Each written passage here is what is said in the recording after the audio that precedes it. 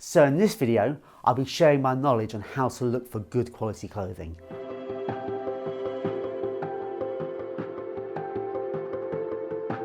So starting with tailoring, the things to look for is natural fibres. Wools, cottons, silks, linens, cashmeres.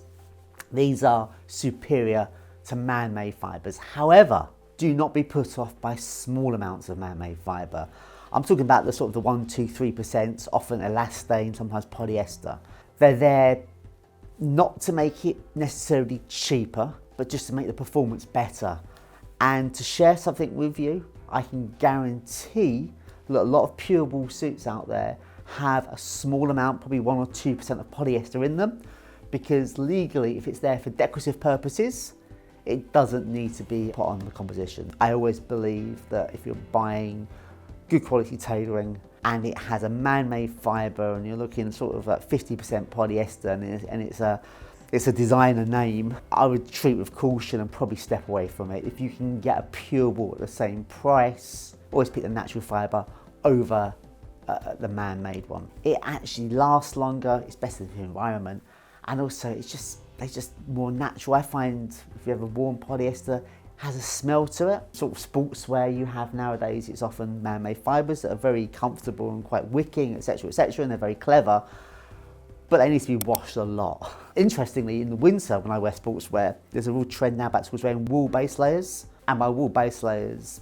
do not have the same odour, sorry getting quite personal here, but yeah, I have to teach you these things, as man-made sort of polyesters. Now what I would be cynical about if you're going to slightly more expensive clothing and you're shopping in a department store is often on the inside of the jacket there'll be a secondary label. You have the nice brand label and then you have a secondary label which might be the name of the mill, and the names to look for in those cases are the famous ones, the Vitali Barberis, the Scabaus, Loro Piana, plenty of good mills out there. Some brands, I promise this happens, will make up a little label that isn't actually a mill label. It's designed to look like one, and you read the words, it will say things like, inspired by Italian heritage. It doesn't mean a thing. It's just there so for the casual observer thinking, oh, this must be a nice fabric. Oh, it's got those labels, so it must be good. Just read that label. Is it a brand you've heard of, or is it just what they call a vanity label, or a made-up label, just to try and impress you that this is a quality garment? Now, a word on shirting.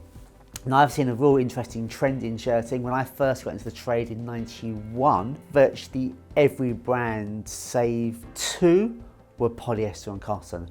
And that wasn't just the entry-level brands. These were the designer labels. These were the Christian Dior's, the YSL's, and this was in Selfridges. It was just accepted that people wanted polyester and cotton. And if you wanted a pure cotton shirt, you had to buy something like either a Cerruti or an Armani. It was quite top of the tree. What I've seen happen was obviously a big swing towards the pure cotton.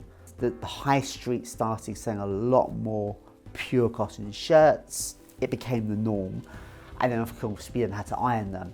So what you now get is the typical cotton shirt you're going to see mid-market will be easy care.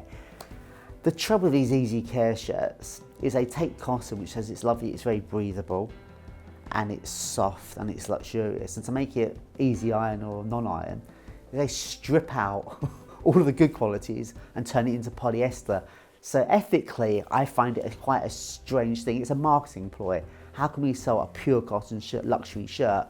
It's also easy iron.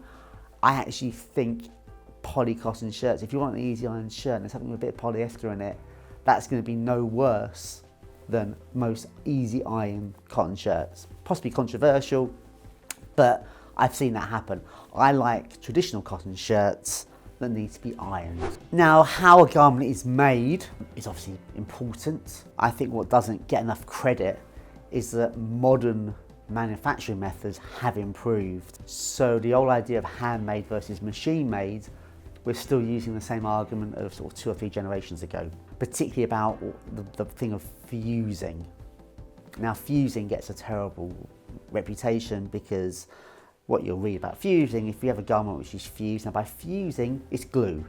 So rather than stitching a component together, you're gluing something together. That's what it means. Is the glue will bubble under heat, so if you send it to a dry cleaner, if you get caught in the rain, if it gets wet, the glue will come apart with the lamination.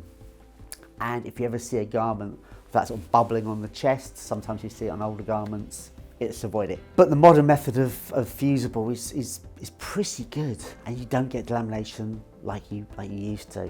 And most handmade garments, apart from the absolute top tier, and I mean, when I say top tier, I mean even by Savile Row standards, the higher end of Savile Row, will use fusible in some part of the construction, particularly on lightweight fabrics. So what you're looking for is, when you actually look at a garment, a tailored garment, is just feel the chest. And when you put it on, does it feel stiff or does it have movement to it? Do you actually feel the fabric, or does it feel glued and very flat across the chest? That's what you're looking for.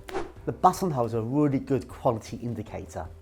You're looking for buttonholes which are clean and neat, and most importantly, or as important, are complementary to the fabric. When I see cheaper garments, they will often go through such a quick factory to turn it around in fast fashion, is that if this is a beige jacket, the buttonhole will be dark brown because they haven't had a chance to, they just need to get it out, they can't check things.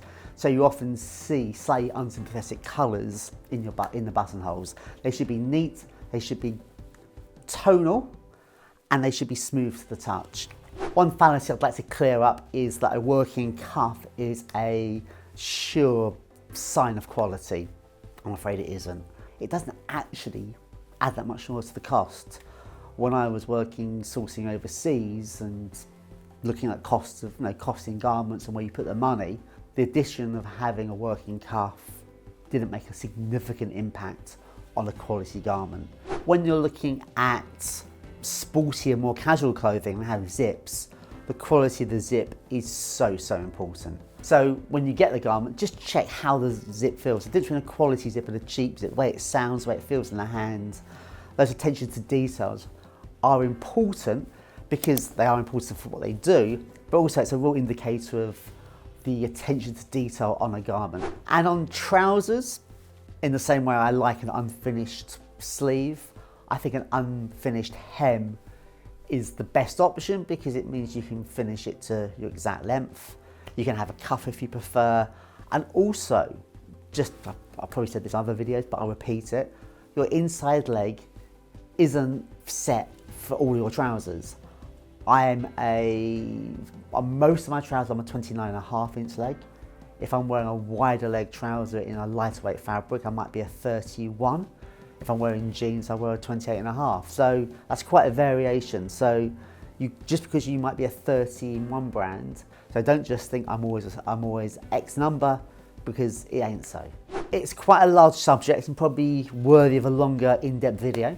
But if you're looking at a pattern garment, make sure the patterns match at the seams and they match over pockets and it looks balanced. It can be quite detailed in the rules of matching because obviously a garment has darts at the front, and it has lapels, it has pockets, and it can throw patterns out, and there are rules that should be followed. But generally look at the garment, does it look good to the eye? And if it doesn't, it probably isn't quite right. If I'm buying a ready-to-wear jacket, actually look for 2 or 3 in the same size and pick the one with the best pattern matching.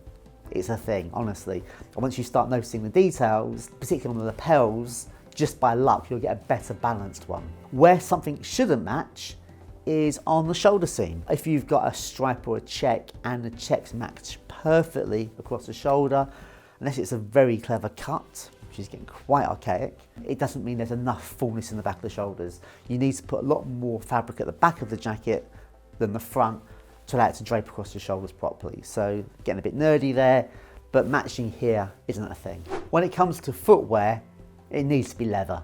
Leather lasts longer, it's more comfortable, it's more elegant, and it also should have a good level of construction. Now, depending on the type of shoe it is, the construction will change. But again, I was in a department store recently and I was looking at a shoe at £1,500 that had a moulded plastic sole. It was a designer label I hadn't heard of, but no, I think if you're looking to spend that sort of money, you're looking for at least a Goodyear welted. On cheaper shoes, sometimes Blake stitch, or sometimes if it's a lighter construction, maybe like a loafer, a Blake stitch can sometimes be more practical. At the top end, it should be hand welted.